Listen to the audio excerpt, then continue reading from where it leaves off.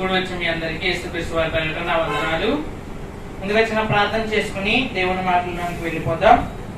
అందరు కళ్ళు మూసుకున్నట్లయితే ప్రార్థన చేయడం. మా తండ్రి, నేను చక్కటి సమయాన్ని సందర్భాన్ని వాళ్ళు దయచేసిన పొందాలి తండ్రి. చక్కగా మరొక మంగళవారం నీ సన్నిధిలో కూర్చుని నీ మాటలు వినే భాగ్యాన్ని సిద్ధించుకునే భాగ్యాన్ని మాకు ఇచ్చిన పొందాలి తండ్రి. క్రీస్తు కోరుకున్న క్రైస్తవుడు ఎవరో, కుటిల మనస్కుడు ఎవరో తెలుసుకుని చుండగా గత వారం శరీరము కోసం తెలుసుకున్నాం తండ్రి. ఈ వారం మనస్సుని కోసం తెలుసుకుని చుండగా మా మనసులు ఇక్కడ కేంద్రీకరించి వినబడుతున్న మాటల పట్ల మా జీవితాలను అటువైపు తిప్పగలటకు సహాయం అనుగ్రహించండి తండ్రి. వినబడుతున్న ప్రతి మాట మా జీవితాన్ని తిరిగి కట్టగలటకు, బాగు చేయగలటకు శక్తి కలిగిన తండ్రి. సాత్వికంతో దాన్ని అంగీకరించి ముందు వెళ్లే భాగ్యాన్ని మా అందరికి దయచేస్తారని కోరుకుంటూ, మరలా తండ్రి అనిపించుకునే భాగ్యాన్ని మా అందరికి దయచేస్తారని ఈ చిన్న ప్రార్థన యేసుక్రీస్తు వారి నామమున అడిగి వేడుకుంటున్నాం తండ్రి, ఆమేన్. ప్రియమైన దేవుని వాళ్ళారా, గడిచిన వారం ఏ విషయాలైతే మాట్లాడుకున్నామో మళ్ళా ఆ విషయాన్ని గుర్తు చేసి నేను ముందుకు వెళ్తాను. అదేంటంటే, దేవుడు ఈ సృష్టిని సృష్టించక ముందు కాడి నుంచి ఆయనకంటూ ఒక ప్లాన్ అంటూ ఉంది. అదే మనము ఎఫెసీయులకు రాసిన పత్రిక 1వ అధ్యాయంలో మనం అస్తమానం చదువుకుంటూ ఉంటాము. దేవునికంటూ ఒక చిత్తం అనేది, ఆ చిత్తం ప్రకారం మనిషిని ఆయన ఎలా తయారు చేశాడు, మనిషిని ఆయన ఎలా చేశాడు అనేది ఆది కాండంలో మనం చదివితే తెలుస్తుంది.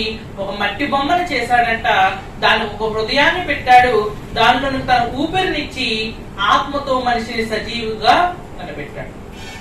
అయితే ఇలాంటి మనిషిని దేవుడు 3 రకాలుగా అభివృద్ధి చెందమన్నాడు. ఒకటి శారీరకంగా, పైన శరీరం కనిపిస్తుంది కదండి, దీన్ని బట్టి మనిషిని అభివృద్ధి చెందమన్నాడు. రెండవది మానసికంగా మనిషిని అభివృద్ధి చెందమన్నాడు. మూడవది లోపలున్న ఆత్మ సంబంధంగా మనిషిని అభివృద్ధి అనేది చెందమన్నాడు. ఇక పోయిన వారం, గడిచిన వారం మనిషి ఎలా పాడైపోతున్నాడు అనే దానిలో భాగంగా శరీరము దేవునికి కాకుండా ఏమైపోతుంది, ఈ శరీరం దేవుడు సృష్టించినట్లయితే, ఈ శరీరం దేవుని పని కొరకు ఈ భూమి మీదకి వచ్చినట్లయితే, ఈ శరీరంతో మనం ఏం చేస్తున్నాము, ఈ శరీరంతో ఏం చెయ్యాలి, ఏం చెయ్యకూడదో ప్రతిదీ బైబిల్ ప్రకారం మనము ఆలోచించాం. ఇక ఈ వారము మన మనస్సు కోసం మనం ఆలోచించబోతున్నామండి.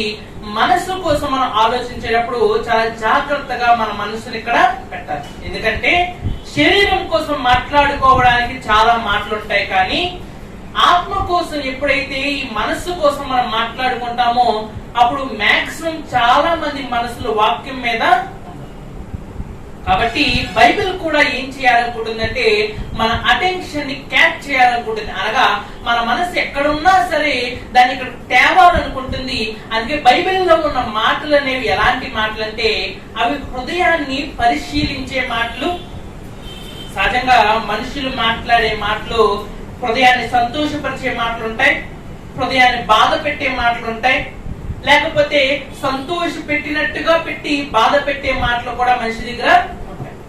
కానీ దేవుడు చెప్పే మాటలకి, మనిషి చెప్పే మాటలకి తేడా ఏంటంటే, దేవుడు బాధ పెట్టాలనో సంతోష పెట్టాలనో చెప్పడు, నీ హృదయంలో ఏం జరుగుతుందో అది నీకు చెబుతాడు. ఒక వైద్యుడు అలాగా తన పేషెంట్ కోసమో, పేషెంట్ తరపున వారి కోసమో, తన కోసమో వైద్యం చేయడండి. అతనుకున్న రోగం ఏమిటో దానికి మాత్రమే అతను వైద్యం చేస్తూ. ఆత్మ కోసం కూడా మనం తెలుసుకుంటున్నప్పుడు ఒక విషయాన్ని మనం ఆలోచించాలి. ఆత్మ కోసం కానీ, ఈ మనస్సు కోసం కానీ లోకంలో ఎవ్వరు చెప్పినా వినకండి. ఎందుకంటే వారు మంచి కానీ చెడును కానీ ఎంచి చెబుతారు. కానీ దేవుడు ఈ రెండింటినీ పక్కన పెట్టి ఏదుందో దాన్ని మాత్రమే చెబుతాడు. అందుకే దేవుడికి ఉన్న పేరేంటంటే బైబిల్లో హృదయ పరిశీలకుడు యెహోవాయే అనే ఒక మాట బైబిల్లో. ఆయన పరిశీలిస్తాడు, మంచి అయితే మంచిని చెబుతాడు, చెడైతే చెడని చెబుతాడు. మొత్తానికి నీ హృదయంలో ఏముందనే విషయాన్ని నీకు క్లారిటీగా దేవుడు చెబుతాడు. ఈరోజు ఈ హృదయాన్ని కోసం ఆలోచించే ముందు ఒక చిన్ని ప్రశ్నను మిమ్మల్ని అడిగి నేను ముందుకు వెళ్తాను. అదేంటంటే, సహజంగా శరీరానికి ఏమన్నా జబ్బు చేస్తుంది అనుకోండి, దాన్ని మనం తెలుగులో మరి ఏమంటూ ఉంటామంటే వ్యాధులు అంటూ ఉంటాము. ఇంగ్లీష్ లో ఏమంటారో మీకు తెలుసా? శరీరానికి ఏమైనా జబ్బు చేస్తే, శరీరానికి ఏమైనా రోగం వస్తే తెలుగులో రోగం అని లేకపోతే వ్యాధి అని పిలుస్తూ ఉంటాం కదా. మరి ఇంగ్లీష్ లో ఏమంటారు? ఇంగ్లీష్ లో దానికంటే ఒక పేరు ఉందండి, దాన్ని డిసీజ్ అని చెబుతూ ఉంటారు. డిసీజ్ అంటే వ్యాధి. అయితే ఒకసారి ఆలోచించండి, ఈ శరీరంలో ఏ భాగానికి వచ్చినా దాన్ని డిసీజ్ అంటారు, కానీ ఈ హృదయానికి వచ్చిన వ్యాధిని ఏ ఒక్కరు డిసీజ్ అనరు. దాన్ని ఏమంటారో తెలుసా? డిసార్డర్. జాగ్రత్తగా అర్థం అవడానికి కొన్ని విషయాలు చెబుతారు. ఈ భూమి మీద మనం చూసే డాక్టర్లో కానీ, మనతో ఉన్న డాక్టర్లో కానీ, డాక్టర్లు వేరేగా ఉంటూ ఉంటారు, సైకియాట్రిస్టులు వేరేగా ఉంటారు. ఎందుకో తెలుసా? మామూలు డాక్టర్లు ఏం చేస్తూ ఉంటారంటే శరీరంలో పైకి కనిపించే లోపల ఉండే అవయవాలకు వాళ్ళు చికిత్స చేస్తూ ఉంటారు. వాళ్ళకి ఒక అవగాహన ఉంటుంది, ఇక్కడ పలానా పార్ట్ ఉంటుంది, ఇక్కడ పలానా వస్తువు ఉంటుంది, దీన్ని ఇక్కడ పెట్టాలి, దీన్ని బాగు చేయాలి. కానీ సైకియాట్రిస్టులకి ఎదురయ్యే కొన్ని సమస్యలు ఎలా ఉంటాయంటే అది వ్యక్తిని బట్టి సమస్య మారిపోతూ ఉంటుంది. ఒకడేమో పెద్దవాడైంది గతాన్ని మర్చిపోతూ ఉంటారు, ఒకళ్ళేమో చిన్నపిల్లల్లా ప్రవర్తిస్తూ ఉంటారు, ఒకళ్ళేమో తమ సొంత భాషను మర్చిపోతూ ఉంటారు. ఇలా ఈ యొక్క సైకియాట్రిస్టులకి, మానసిక రోగులకి, వాటిని చూసే డాక్టర్లకి చాలా కష్టంగా ఉంటుందండి. అందుకే వారు పెట్టిన పేరు ఏంటంటే డిసార్డర్. ఒక క్రమంలో హృదయం అనేది, ఒక క్రమంలో మనసు అనేది ప్రయాణిస్తుంది అనుకోండి, దాన్ని ఆర్డర్ అంటారు. ఎప్పుడైతే ఆ క్రమాన్ని మనసు తప్పిందో దాన్ని డిసార్డర్ అని అంటూ. మనందరికి ఇక్కడ కూర్చున్నా లేక ప్రపంచంలో అందరికీ ఉన్న ఒక డిసార్డర్ ఏంటో చెప్పమంటారా? ఈ మధ్య కాలంలో బాగా పెరిగిపోతుంది, దాన్నే వైబ్రేషన్ సిండ్రోమ్ అంటారు. అంటే ఏంటో తెలుసా? మనందరి చేతిలో ఫోన్ ఉంటుంటుంది, అది మోగకపోయినా సరే మనకు మోగినట్టు అప్పుడప్పుడు అనిపిస్తూ, ఏ మెసేజ్ రాదు, ఫోన్ ఆన్ అవ్వదు, కానీ మనకి ఏమనిపిస్తుంది అంటే ఏదో మెసేజ్ వచ్చింది, తీసి చూడాలి. ఇలా రోజుకి ఎంతమంది తమ ఫోన్లు చెక్ చేస్తూ ఉండరు? ఇదంతా ఏంటి అని మనం మన వైద్య నిపుణులు అడిగితే వారు చెబుతారు, హృదయం అప్పుడప్పుడు దారి తప్పుతూ ఉంటుంది. ఆ దారి తప్పడం వల్లే కొంతమంది వింతగా మాట్లాడుతూ ఉంటారు, కొంతమంది వింత చేష్టలు చేస్తూ ఉంటారు. అవునా కాదా? ఈ యొక్క పిచ్చి హాస్పిటల్కు లేకపోతే హృదయానికి సంబంధించిన హాస్పిటల్కి మనం వెళ్తే అక్కడ మనుషులు చూడడానికి చాలా బలంగా ఉంటారండి, కానీ వారి హృదయం పరిస్థితి ఎలా ఉంటుందంటే చాలా వీక్ గా ఉంటుంది. చాలా పెద్దవాళ్ళ కనిపిస్తూ ఉంటాడు, కానీ అతని మాటలు కానీ అతని చేష్టలు కానీ ఒక చిన్న పిల్లవాళ్ళ ఉంటూ ఉంటాయి. చాలా గొప్పగా కనిపిస్తూ ఉంటాడు, కానీ అతను చెప్పే మాటలు చూస్తుంటే ఎలా ఉంటాయంటే ఈ వ్యక్తికి ఆ మాటలకి ఎక్కడ సంబంధం లేదన్నట్టుగా. ఎందుకంటే అప్పుడప్పుడు మనం ప్రయాణం చేస్తున్నప్పుడు ఒక బస్సులోని కానీ ఒక ట్రైన్ లోని కానీ వాళ్ళు వచ్చినప్పుడు అక్కడ వాళ్ళు అడుగుతూ ఉంటారు, ఏ ఊరు వరకు వెళ్తావమ్మా అని అడిగినప్పుడు వాళ్ళు చెప్పలేరండి. వాళ్ళు ఏమంటూ ఉంటారంటే నా ఊరేంటో కూడా నాకు తెలియదు. వారి మనస్సు ఏమైందంటే గతి తప్పిందండి. వారి మనస్సు ఏమైందంటే అది ఉండాల్సిన గాడి నుంచి బయటకు. ఈ వారం మనం హృదయం కోసం ఎందుకు మాట్లాడుకోవాలి అంటే సాతాను ముఖ్యంగా అటాక్ చేసేది ఏంటో తెలుసా? మన హృదయాన్ని కాదా? ఈ ప్రపంచంలో రకరకాల దేశాలకి రకరకాల ప్రధానులు ఉంటూ ఉంటారు. ఆ ప్రధానులు ఉండడానికి వాళ్ళకంటూ సొంతంగా ఒక బిల్డింగ్ అంటూ. ఇండియాలో చూస్తే ఒక రాజ్భవన్ అని చెబుతూ ఉంటారు, అమెరికాలో చూస్తే వైట్ హౌస్ అని చెబుతూ ఉంటారు, వింటూ ఉంటారు కదా. అలాగే సాతానుకు కూడా కూర్చోవడానికి ఏదన్నా ఒక ప్రదేశం ఉంది అంటే అది మన హృదయం. నీది కావచ్చు, నాది కావచ్చు, ప్రపంచంలో ఎవరిదైనా కావచ్చు. సాతాను ఎక్కడికి రావాలనుకుంటున్నాడు, దేనిని పాడు చేయాలనుకుంటున్నాడు అంటే మన హృదయాన్ని అండి. వాడు పాడు చేశాడా లేదా అనేది ఈరోజు బైబిల్లో మనము చూడబోతున్నాం. శరీరము ఎలా పాడైపోయిందో తెలుసుకున్నాం కదా. శరీరం పాడైనా పాడకపోయినా అది ఎప్పుడో ఒకప్పుడు మట్టిలోనికి వెళ్ళిపోవచ్చు. కానీ మనస్సు ఎప్పుడైతే పాడైపోతుందో అప్పుడు నీ శరీరం పనిచేద్దాం అనుకున్నా, నీ ఆత్మ పనిచేద్దాం అనుకున్నా, మనస్సు సహకరించకపోతే ఇవేవి కూడా మనము చేయలేము. చెప్పాలంటే మన శరీరపు కంట్రోల్ సగం, మన ఆత్మ కంట్రోల్ సగం ఎవరి చేతిలో ఉంటుందంటే మనసు చేతిలో ఉంటుందండి. అందుకే మనసు ఏం చెబితే మనం చేస్తూ, మనసు పలానా వస్తువు తినాలి అని చెప్పింది అనుకోది, అది ఎందరపాలను దొరకకపోయినా వెళ్ళి కాకినాడైనా వెళ్ళి తింటాం. ఎందుకు? మనసు చెబుతుంది కాబట్టి, మనసు ప్రేరేపిస్తుంది కాబట్టి. అలాంటి మనసే చెడిపోయింది అనుకోండి, అది పెద్ద సమస్య కాదా? ఆలోచించండి. మీరు ఈ సముద్ర తీర ప్రాంతాలకు వెళ్తే అక్కడ ఆ సముద్రంలో వాళ్ళకి ఎలా ఒడ్డు తెలుస్తుంది, ఎలా దారి తెలుస్తుంది అనుకునేవాడిని. అప్పుడు అక్కడ నాకు ఒక వస్తువు కనిపించింది. అదేంటో తెలుసా? Light house. ఆ లైట్ హౌస్ లో వెళ్తూ ఎప్పుడు తిరుగుతానే ఉంటుంది. దూరాన్ని నుంచి వాళ్ళు చూసి ఆ లైట్ హౌస్ ని చూసి వాళ్ళు గుర్తుపడతారు, ఓహో ఈ చోట ఒడ్డు అనేది ఈరోజు మన జీవితానికి కూడా ఒక లైట్ హౌస్ ఉందండి. ఆ లైట్ హౌస్ మన హృదయమే చెప్పాలి. ఏం చెయ్యాలి, ఎందుకు చెయ్యాలి, దేవుడి పని చెయ్యాలా లేకపోతే చెయ్యకూడదా అనేది ఎవరు డిసైడ్ చేయాలి అంటే మన హృదయమే డిసైడ్ చేయాలి. మరి అలాంటి హృదయానికి ఏమైంది, అలాంటి హృదయం కోసం అసలు బైబిల్ ఏం చెబుతుందో మీకు ఒక మాట చూపిస్తాను. చూడగలిగితే తీతుకు రాసిన పత్రిక మొదటి అధ్యాయము 13-14 వచనాలు చూద్దాం. తీతుకు రాసిన పత్రిక మొదటి అధ్యాయం 13-14 వచనాలు. ఈ సాక్ష్యము నిజమే. ఈ హేతువు చేత వారు యూదుల కల్పనా కథలను సత్యము నుండి తొలగిపోవునట్టి మనుషుల కట్టడలను లక్ష్య పెట్టక విశ్వాస విషయమున స్వస్థులకు నిమిత్తము వారిని కఠినముగా గద్దింపు. పవిత్రులకు అన్ని పవిత్రములే గాని అపవిత్రులకును అవిశ్వాసులకును ఏదియు పవిత్రమైనది కాదు. వారి మనస్సును వారి మనస్సాక్షియు అపవిత్రపరచబడి. దేవుడు ఒక పరమ వైద్యుడిగా బయట శరీరాన్ని లోపల ఆత్మని మన మనసును ప్రతి దాన్ని స్కాన్ చేసి చెబుతున్నాడు. శరీరము పవిత్రము కాదు. పోయిన వారం మనం ఆలోచించాము, శరీరం ఎలాంటిదండి? పాపంతో నిండిపోయింది. శరీరం ఎలాంటిది అంటే పాపములో కూరుకుపోయింది. మరి మన మనస్సు దగ్గరికి వచ్చేసరికి మన మనస్సు కూడా ఎలా ఉందంటే, మనస్సాక్షి ఎలా ఉంది అంటే అపవిత్రపరచబడింది. దేవుడు ఏదైతే వద్దనుకున్నాడో, ఒకనాడు తాను గుడారం కట్టిన తర్వాత కానివ్వండి, ఒకనాడు తన మందిరాన్ని నిర్మించిన తర్వాత కానివ్వండి, ఏ పదము ఏ వస్తువు అయితే తన సన్నిధిలోనికి రాకూడదు అనుకున్నాడో, ఈరోజు అదే మన యొక్క శరీరంలో ముఖ్యమైన పాత్ర పోషిస్తుంది. అదే మన అపవిత్రమైన హృదయం. దేవుడు ఇశ్రాయేలీయులకు కొన్ని జంతువులు తినద్దన్నాడు, కొన్ని పక్షుల్ని తినద్దన్నాడు, కొన్ని చేపల్ని తినద్దన్నాడు. ఎందుకు? అవి తింటే రోగాలు వస్తాయనా? కాదండి. కింద వారికి ఒక కేటగిరీ చెబుతున్నాడు, ఇవి అపవిత్రమైనవి, వీటిని తిన్నవాడు కూడా ఏమవుతాడు? అపవిత్రుడు.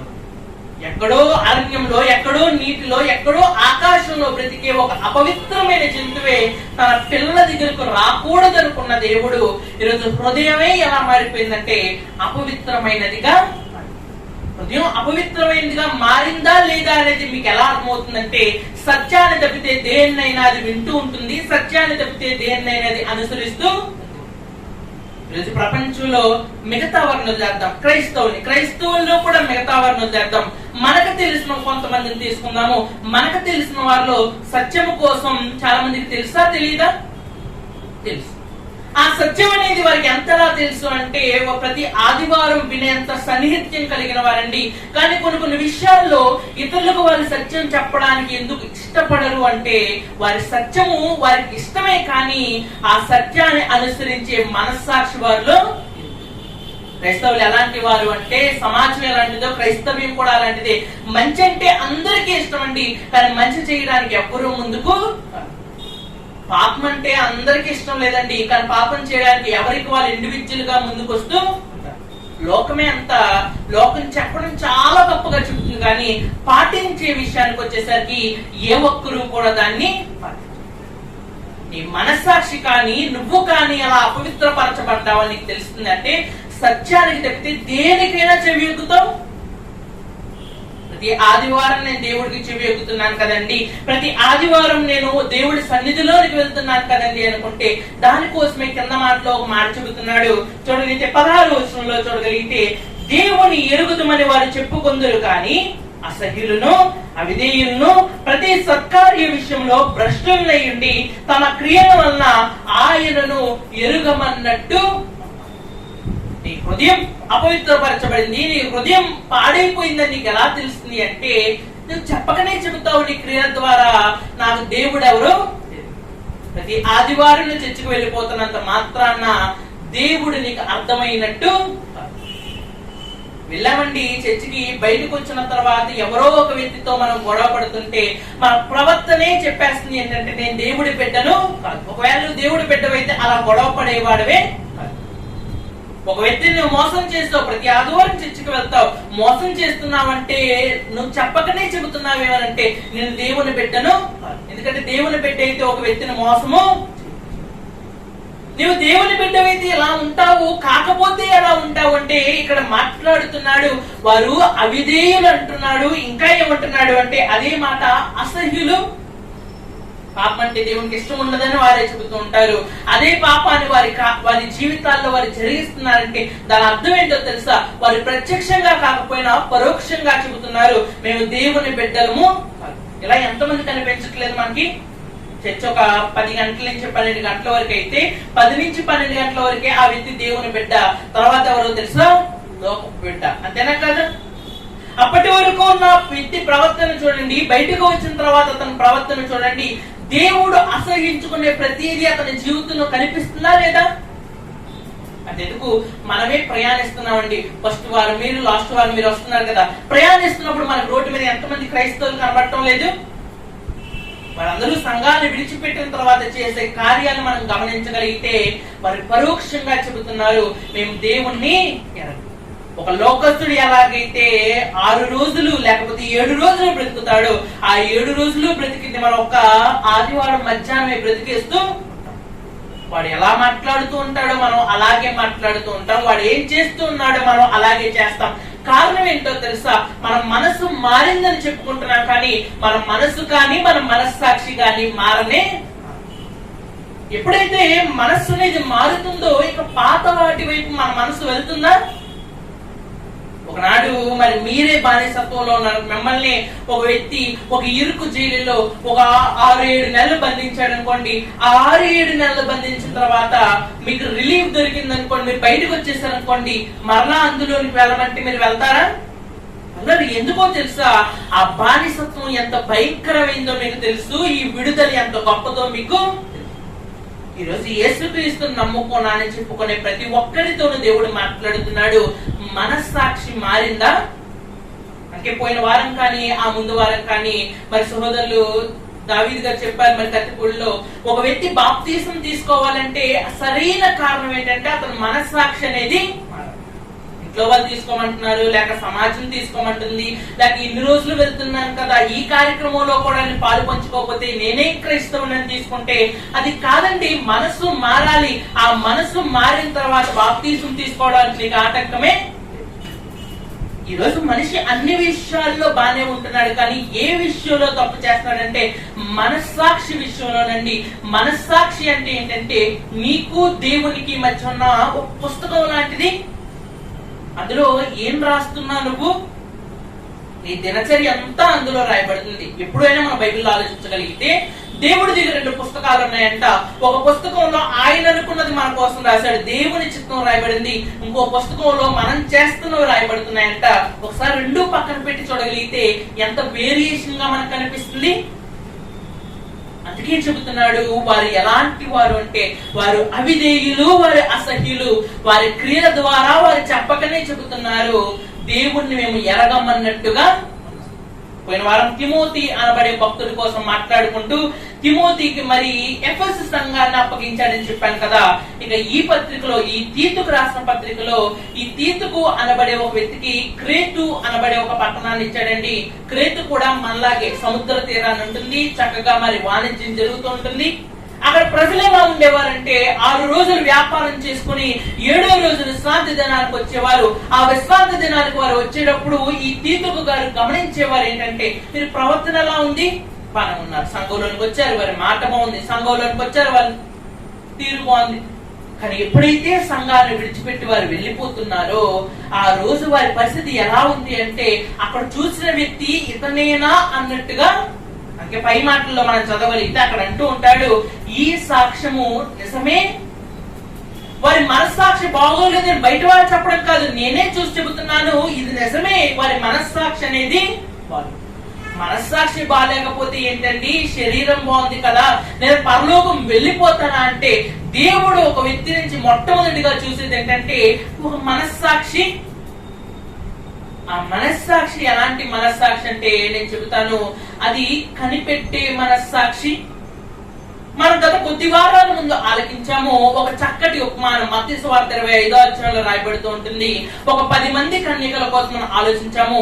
5గురు తీసుకువెళ్ళాడంట, 5గురిని వదిలేశాడంట. ఎందుకు ఎప్పుడైనా ఆలోచించారా? 5గురు ఎత్తుకోబడ్డారు, పరలోకానికి తీసుకువెళ్ళబడ్డారు, 5గురు విడిచిపెట్టబడ్డారు. ఎందుకు విడిచిపెట్టబడ్డారంటే వెళ్ళిన వాళ్ళకు మనస్సాక్షి ఉంది, వెళ్ళని వాళ్ళకు మనస్సాక్షి లేదు. ఏ విషయంలో అంటే కనిపెట్టే విషయంలో వాళ్ళు కనిపెడుతూ ఉన్నారండి. పెళ్లి కుమారుడు ఎప్పుడు వస్తాడని వీరు కనిపెట్టలేదు. కనిపెట్టి నిజంగా కనిపెట్టి ఉంటే వారు తమ సిద్ధులను వారు తెచ్చుకున్న ఆ కాగడాలను వారు సిద్ధం చేసుకుని,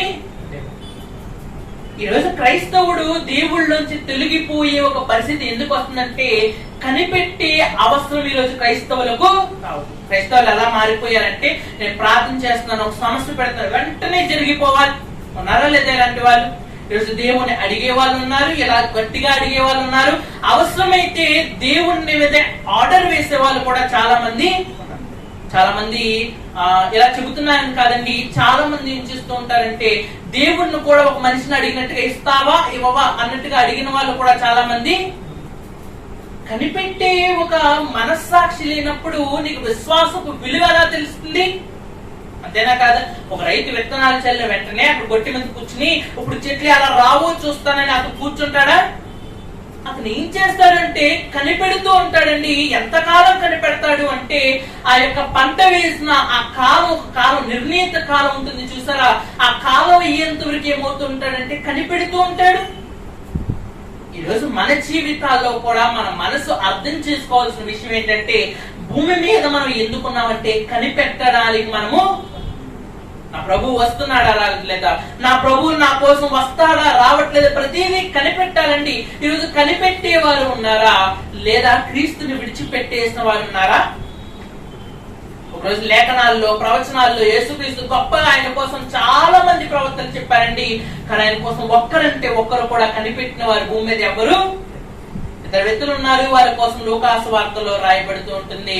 ఒక ప్రవక్త కోసం చెబుతూ ఉంటాడు, ఒక స్త్రీ కోసం చెబుతూ ఉంటాడు. ఆ స్త్రీ కోసం చెప్తున్నప్పుడు బైబిల్లో రాయబడిన మాట ఏంటంటే ఆవిడ దేవాలయంలో కనిపెడుతూ. ఈరోజు భూమి మీదకి దేవుడు మనస్సాక్షిని మనకి ఎందుకు ఇచ్చాడంటే, మనస్సును మనకి ఎందుకు ఇచ్చాడు అంటే దేవుణ్ణి కనిపెట్టడానికి. ఒక రైతు ఎలాగైతే తన పంటను కనిపెట్టుకుంటూ కూర్చుంటూ ఉంటాడు, అతను చూడండి రోజు పని లేకపోయినా పొలానికి వెళ్తూ ఉంటాడు. ఎందుకు అని అతను అడిగితే చూసుకుని వస్తాను. ఏం చూసుకుని వస్తానంటే నా పంటను ఒకసారి కనిపెట్టి నేను వస్తాను. దాని పరిస్థితి ఏంటి? దినదినము దాని అప్డేట్స్ చూస్తూ ఉంటాడండి. ఎలా జరుగుతుంది పని, ఎలా జరుగుతుంది. ఒక 10 మంది కూలీల చేత పని చేయించే ఒక యజమాని కూడా అతను పనికి వెళ్ళకపోయినా సరే రోజుకు ఒకసారి వెళ్ళి అబ్జర్వ్ చేస్తూ ఉంటాడండి. ఏమనంటే పని ఎంతవరకు వచ్చింది, ఎంతవరకు వచ్చింది కనిపెడుతూ ఉంటాడు. ఎందుకంటే తనకు అప్పగింపబడిన బాధ్యతే. ఈరోజు మన మనస్సును మన చేతుల్లో ఎందుకు పెట్టాడు అంటే మన మనస్సును మనం వివేకంతో మనం ఏం చేయాలంటే ప్రభువును కనిపెట్టాలి. లేదండి వీళ్ళొక ప్రభు వచ్చేలోగా లోకంలోనికి వెళ్ళొస్తానంటే అక్కడే ఒక చిన్న మెలికుంది. ఏంటంటే నీ ప్రభు ఎప్పుడు వస్తాడో నీకు, అప్పుడు ప్రభు ఎప్పుడు వస్తాడో నీకు తెలియనప్పుడు నువ్వు ఎప్పుడు కనిపెట్టాలంటే నిత్యము కనిపెడుతూనే. ఒక బయటకు వెళ్తున్నప్పుడు కనిపెట్టాలి, భోజనం చేస్తున్నప్పుడు కనిపెట్టాలి, పడుకునే ముందు కనిపెట్టాలి. అంతేనా కాదా? ఒక దాసుడు రెడీ అవుతూ ఉంటాడండి. తన యజమాని వస్తున్నాడు అంటే ఎదుర్కోవడానికి రెడీ అవుతూ ఉంటాడు. అది రాత్రైనా పగలైనా ఏ సమయమైనా తన యజమాని ఎదుర్కోవడానికి అతను సిద్ధమవుతూ. బైబిల్ ఉపమానంలో కూడా అది చెబుతూ ఉంటాడు. యజమాని వచ్చి ఏ దాసుడు నిద్రపోతూ చూస్తాడో వాడిని ఏమంటూ ఉంటాడంటే సోమరివైన చెడ్డదాసుడా. ఎందుకంటే నీకు నాకన్నా నిద్ర ఎక్కువైపోయిందా? నీ యజమాని కనిపెట్టలేని నీవు నిద్రపోతున్నావా? ఈరోజు మన మనస్సాక్షి అనేది దేవునికి ఎప్పుడు అసహ్యం అయిపోయింది అంటే దేవుణ్ణి కనిపెట్టుకుని లేవండి. అందుకే మనందరి మనస్సాక్షులు ఎలా ఉన్నాయంటే ఒక నిద్రపోతున్న మనస్సాక్షుల మన మనస్సాక్షులు అనేవి. ఒక నిజమైన క్రైస్తవుడు అంటే ఎలా ఉంటాడు అంటే ఈరోజు ప్రపంచంలో ఎక్కడ నేరం జరిగినా ఘోరం జరిగినా అదంతా ఎవరి బాధ్యత తెలుసా? మన బాధ్యత కాదా? ఒకరోజు మరి అపోస్తలు కానివ్వండి, ప్రవక్తలు కానివ్వండి, వారు ప్రార్థన చేసేవారంటే ప్రతి దేశం కోసం ప్రార్థన చేసేవారు. ఎందుకు ప్రతి దేశం కోసం ప్రార్థన చేసేవారంటే అక్కడెక్కడో జరుగుతున్న సంఘటన కూడా నా వల్లే జరుగుతుందేమో. సర్వలోకానికి వెళ్ళండి, సర్వ సృష్టికి సువార్త ప్రకటించండి చెప్పుకోవడానికి చాలా గొప్పగా ఉందండి మాట. కానీ ఆ మాట అర్థం లోపలికి వెళ్ళి మనం ఆలోచిస్తే దేవుడు సర్వ సృష్టిని నీ చేతికి, నీ బాధ్యతకు దేవుడు దాన్ని ఏం చేయాలో తెలుసు. నువ్వు కనిపెట్టాలి. ఎలా కనిపెట్టాలంటే పాపము చెయ్యకుండా వారి చేతులకు కట్టేయాలి. ఇప్పుడు ఆలోచించండి, మన ప్రాంతంలో ఒక తప్పు జరిగితే దానికి బాధ్యులు ఎవరు? చేసినోడు కాదు, మోసపోయినోడు కాదు. దానికి బాధ్యులు పరోక్షంగా ఎవరో తెలుసా? నీవు నేను కాదా? ఎలాంటి ఒక సందర్భంలో యేసుక్రీస్తు వారు మాట్లాడుతూ అక్కడెక్కడో సిలోయములో గోపురం పడిపోయి చనిపోయింది కాబట్టి వాళ్ళందరూ పాపాత్ములని మీరు అనుకుంటున్నారా? కాదు కాదు, వాళ్ళు మీకన్నా మీరు బ్రతుకున్నారంటే వారు చావాల్సి వచ్చింది. పరోక్షంగా వారి చావుకు కారణం ఎవరో తెలుసా? మీరు కాదా? ఈరోజు మన చుట్టుపక్కల ఉన్న ప్రాంతాలు లేండి, మన కుటుంబాన్ని మనం కనిపెట్టుకుని ఉండగలుగుతున్నామా? బైబిల్లో ఒక భక్తుడు అన్నాడు, సహనానికి పెట్టిన మారు పేరులాగా కనిపిస్తూ ఉంటాడు. అతను ఏం చేసేవాడంటే తన కుటుంబాన్ని కనిపెట్టుకుంటూ ఉండేవాడంట. అతను ప్రతిరోజు ఉదయాన్నే లేచి తన కుటుంబంలో ఒక్కొక్క వ్యక్తి పేరు చొప్పున బలులు అర్పిస్తూ ఉండేవాడంట. ఆ వ్యక్తి ఎవరో తెలుసా? యోబు. ఒక బలి అర్పించడానికి దాదాపు 2 గంటల సమయం పడుతుందండి.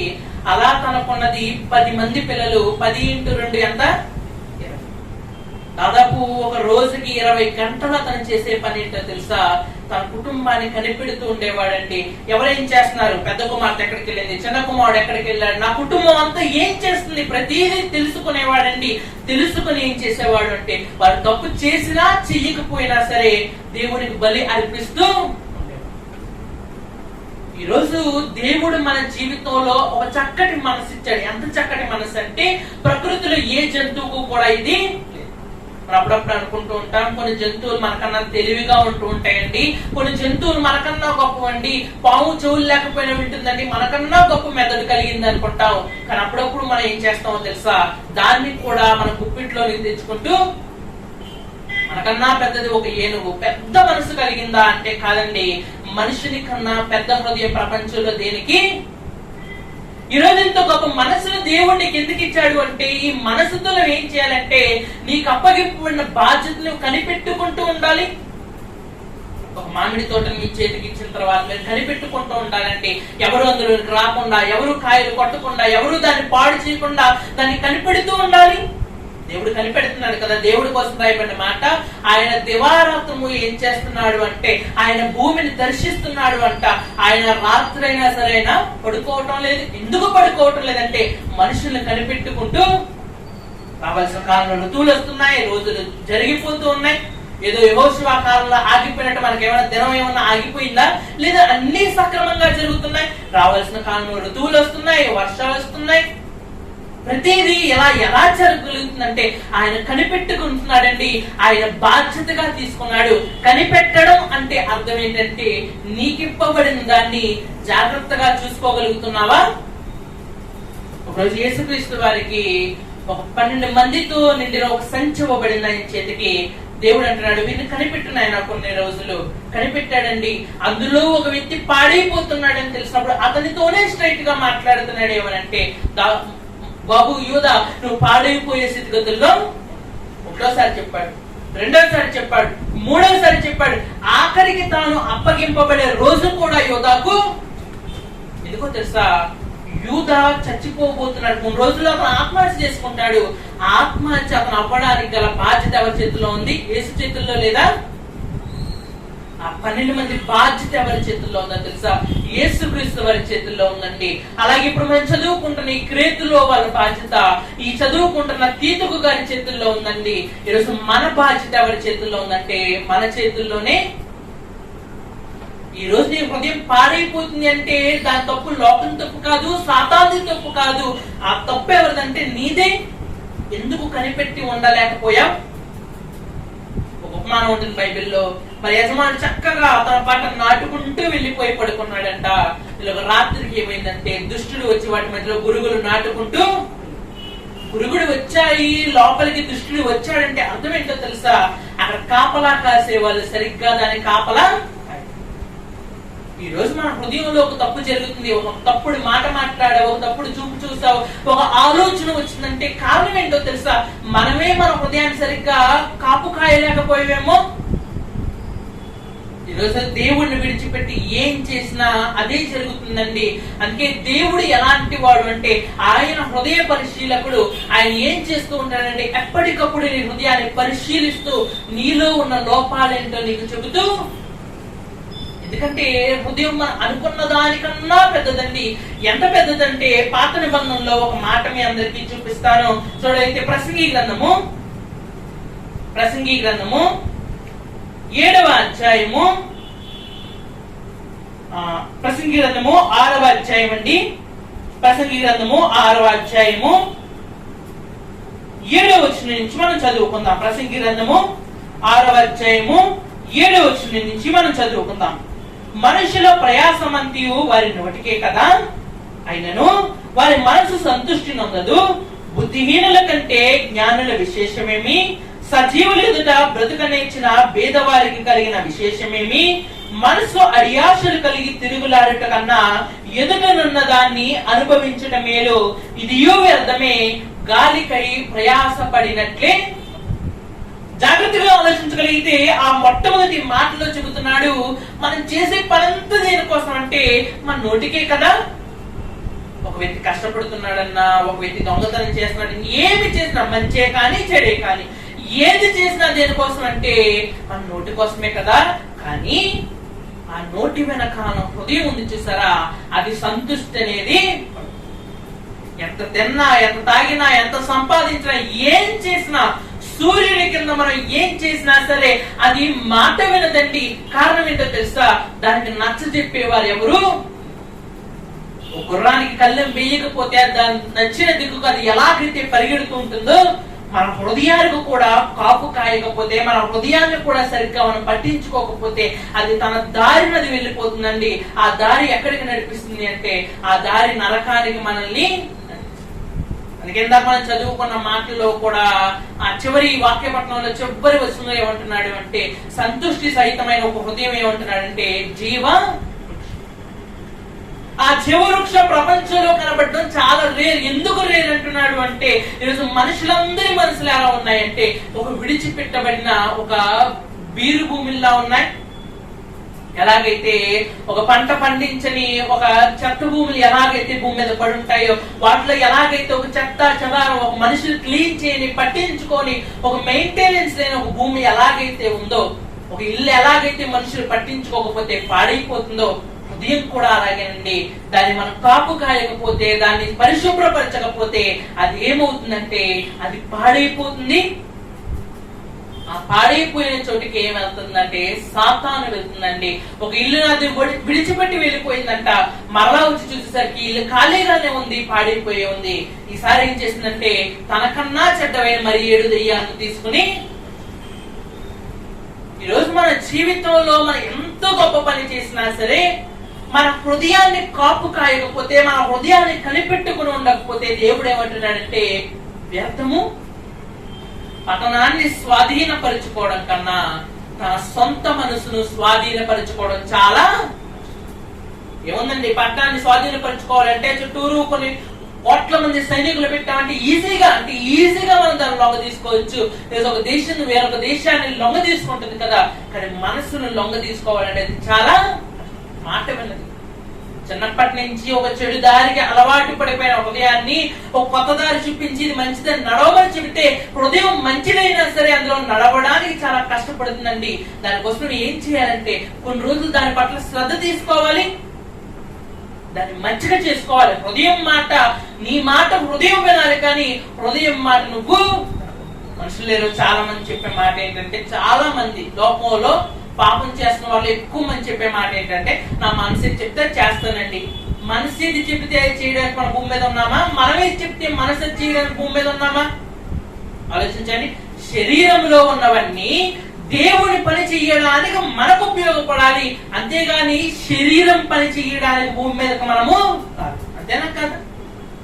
మనసు చెప్పినట్టు వెళ్ళిపోవడం అంటే హాయిగా ఉందనుకుని, ప్రపంచం చాలా బాగుందనుకుని అదే దారిలో వెళ్ళిపోతున్నారండి. కానీ మనసు చెప్పినట్టుగా నువ్వు ఎప్పుడైతే వెళ్ళిపోతూ నువ్వు మనసు చెప్పిందే బాగుంది అనుకున్నావో అప్పుడు దేవుడు అంటున్నాడు నువ్వు ఎలాంటి వాడు అంటే పరోక్షంగానే నువ్వు చెప్పేస్తున్నావు, దేవుణ్ణి ఎరుగమన్నట్టుగా మేము. మనసు చెప్పింది వింటున్నావా? అయితే మనసు పాపం చెయ్యింది, పాపం చెయ్యమని చెబుతూ ఉంటుంది, చేస్తావా? మన మనస్సును ఒక క్రైస్తవుడిగా దేవుడు మనతో చెప్పిన మాట ఏంటంటే మనసు మార్చుకోమని చెబుతున్నాడు, మనస్సాక్షిని తెచ్చుకోమంటున్నాడు. ఏంటి అంటే కనిపెట్టుకోవాలి, ఈ హృదయం ఇక్కడ ఉండాలి. శరీరం బాప్తిసం పొందేసి మనసు ఎక్కడో ఉందనుకోండి, పరలోకం వెళ్తామా? అసలు వాక్యం దేనికి చెప్పబడుతుందండి? చెవులకు కాదండి, లోపల ఉన్న మనస్సు కండి. అది మారడానికే వాక్యం అనేది చెప్పబడుతుంది. గుచ్చుకోవాల్సిన మనం హృదయం ఎక్కడ ఉండకుండా ఎక్కడో ఉందనుకోండి, చెబుతున్న వాక్యం అవుతుందో తెలుసా? అది వెళ్ళిపోతూనే ఉంటుంది. ఎలాగైతే గాలి అది వస్తూ ఉంటుంది, వెళ్ళిపోతుంటుంది, వస్తూ ఉంటుంది, వెళ్ళిపోతుంది. ఎలాగైతే అది శాశ్వతం కాదు, హృదయం ఇక్కడ లేనంతసేపు వాక్యం కూడా అలాంటిదేనండి. గాలి వీస్తున్నట్టుగా ఉంటుంది, వీస్తుంది, వెళ్ళిపోతుంది. దానివల్ల ఉపయోగం ఏవి కూడా. మనసు ఇక్కడ ఉండాలి. నా మనసు ఇక్కడ ఉండట్లేదండి అంటే దాన్ని కట్టడి చేసే శక్తి ఈ రోజు మన దగ్గర. మనసు చెప్పే మాట వింటే మట్టిలోనికి వెళ్ళిపోతావు. నీవు చెప్పిన మాట మనసు వింటే మహాలోకానికి. అంటే ఒకసారి ఇంటికి వెళ్ళిన తర్వాత తీతుకు పత్రికను ఒకసారి చదవండి. అందులో దేవుడు ముఖ్యంగా చెబుతున్న మాట ఏంటంటే మనసు మార్చుకోవాలి. క్రైతీయులు ఎలాంటి వారు అంటే మనసే చెప్తే అది చేస్తారంట. తిందామంటే తిందాం, తాగుదామంటే తాగుదాం, పలానా చోటుకి వెళ్దామంటే వెళ్దాం, పలానా పని చేద్దాం, ఒక వ్యక్తిని మోసం చేద్దాం, అది తప్పైనా ఒప్పైనా ఏది మనసుకు నచ్చుతుంది చేస్తాం. అలాంటి చోటికి తీతుకు వెళ్ళి చెబుతున్నాడు, మనస్సుకు నచ్చింది చేస్తే దేవుడు పరలోకాన్ని. అలా చేస్తే ఇంకేంటి, నీకంటూ ఒక యూనిక్నెస్, నీకంటూ ఒక గుర్తింపు ఉండాలి కదా. ఆ గుర్తింపు ఎలా వస్తుందో తెలుసా? నీ మనస్సును చేతుల్లోనికి తీసుకున్నప్పుడు.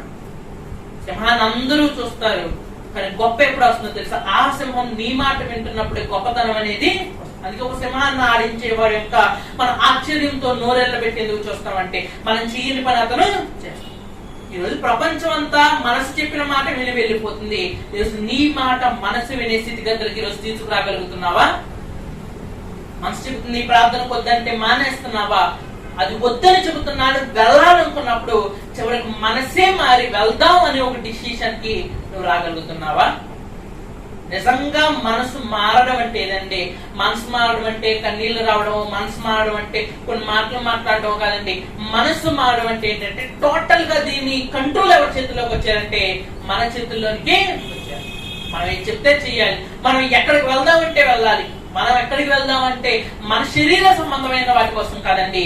దేవుడు ఏం చెబుతున్నాడో పక్కాగా పాటించే విధంగా కంట్రోల్ ఎవరి చేతికి ఇవ్వాలో తెలుసా? దేవుని చేతికి ఆయన నడిపిస్తాడు. ఇంకా చెప్పమంటారా, ఆయన పరలోక సింహాసనాన్ని కూడా అవసరమైతే విడిచిపెట్టేస్తాడంట. మన హృదయాన్ని ఆయన సింహాసనంగా చేసేస్తాడు. హృదయ సింహాసనం మీద మరి ప్రపంచాన్ని సృష్టించిన ఒక వ్యక్తి కూర్చుని ఏది చెయ్యాలో మనకు చెప్పాడు అనుకోండి, ఇక పాపం చేసే అవకాశం ఉంటుందా? మళ్ళీ ఒకసారి పోయిన వారం మాటను చెప్పి ఈ వారం మాటను చెప్పి నేను ముగిస్తాను. శరీరము సిద్ధపరచబడలేనప్పుడు, శరీరంలో దేవుడు లేనప్పుడు మనం పాపం చేస్తాము. అదే శరీరం దేవునికి దేవాలయం అయితే మనం పాపం చేస్తామా? ఈ వారం శరీరం మన మనస్సు మన కంట్రోల్లో లేనప్పుడు, మన మనస్సు మన స్వాధీనంలో లేనప్పుడు మనం పాపం చేస్తాము. అదే మనసు దేవుని పాదపీఠం అయితే మనం పాపం చేసే అవకాశం ఉందా? ఇప్పుడు శరీరము బాగైపోయింది, శరీరానికి ఉన్న వ్యాధి వదిలిపోయింది, మన మనస్సుకున్న డిసార్డర్ వదిలిపోయింది. ఇక మిగిలి ఉన్నది ఏంటంటే ఆత్మ జీవించేదండి. ఎందుకంటే శిక్ష వచ్చేది మనసుకో శరీరానికో కాదు. పాతాళంలో శిక్ష, పరలోకంలో నెమ్మది వచ్చేది శరీరానికి మనసుకినా కాదండి, ఆత్మకి. మరి అలాంటి ఆత్మ ఎలాంటి సమస్యల్లో ఉంది, దాన్ని ఎలా కాపాడాలి? ఇది వచ్చే వారం మాట్లాడుకుందామండి. ఇక ఈ వారం దేవుడు మనతో మాట్లాడిన మాట ఏంటంటే, హృదయం చెప్పింది నీవు వినడం కాదు, నేనుగా దేవుడిగా నేను చెబుతున్న మాటని నీ హృదయం వినే స్థితిగతులకు నువ్వు దేవుని ఎరుగమన్నట్టుగా సమాజంలో బ్రతుకుతున్నావా? హృదయాన్ని చేతుల్లోనికి తీసుకొచ్చుకుని దేవుడు నేను ఎరిగానన్నట్టుగా ఒక సరైన మారిన మనసుతో, మనస్సాక్షితో దేవుని ముందు నిలబడగలుగుతున్నావా? ఆలోచించండి, చక్కటి నిర్ణయాన్ని తీసుకోండి. చివరిగా చిన్న ప్రార్థన చేసుకుని ఈ కొద్దిపాటి అంశాన్ని మనం ముగించుకుందాం. అందరూ కనుగొస్తున్నట్లయితే చిన్న ప్రార్థన చేసుకుందాం. పరలోకమందున మా తండ్రి, చక్కటి సమయాన్ని, సందర్భాన్ని మాకు దయచేసుకుని కొన్నారు తండ్రి. కొద్ది సమయంలో గత వారానికి కొనసాగింపుగా సిద్ధపరచబడని ఒక మనస్సు కోసం మాట్లాడుకున్నాం తండ్రి. మారిన మనస్సు, మచ్చలేని మనస్సాక్షి నువ్వు కావాలని కోరుకుంటున్నావు తండ్రి. కానీ పైకి మాత్రమే ఉన్నవని చెప్పుకుంటూ దేవుని ఎరుగమన్నట్టుగా ఉన్న మా జీవితాలు చాలా భయంకరమైన వాడికి శిక్ష తప్పదని తెలుసుకున్నాం తండ్రి. ఈరోజు మా మనస్సు మారాలంటే ఏం చేయాలి? దాని కంట్రోల్ మా చేతుల్లోకి రావాలంటే అది మీ సింహాసనం అయితే మీరు చూపించే దారిలో నడవడం కన్నా గొప్ప మనస్సాక్షి, గొప్ప మారు మనసు మరొకటి లేదని తెలుసుకున్నాం తండ్రి. నా మాటలను బట్టి మా హృదయాలు మేము మార్చుకోగలడు, ఎందుకు తిరిగి రాగలడు సహాయం నిర్వహిస్తారు. వచ్చే వారం పరలోకం నుంచి నీ మనుషులుగా నీవు మాకు ఇచ్చిన నీ ఆత్మలు మరలా పరలోకానికి తిరిగి పంపే ఒక మార్గాన్ని మేము వెతుకునేది మీ కృపాక్షములతో మమ్మల్ని నడిపిస్తారు. ఈ చిన్న ప్రార్థన యేసుక్రీస్తు నామమున వేడుకుంటున్నాం తండ్రి. ఆమేన్. సద్దుగా మీ అందరికీ ప్రభు పేరట నా వందనాలు.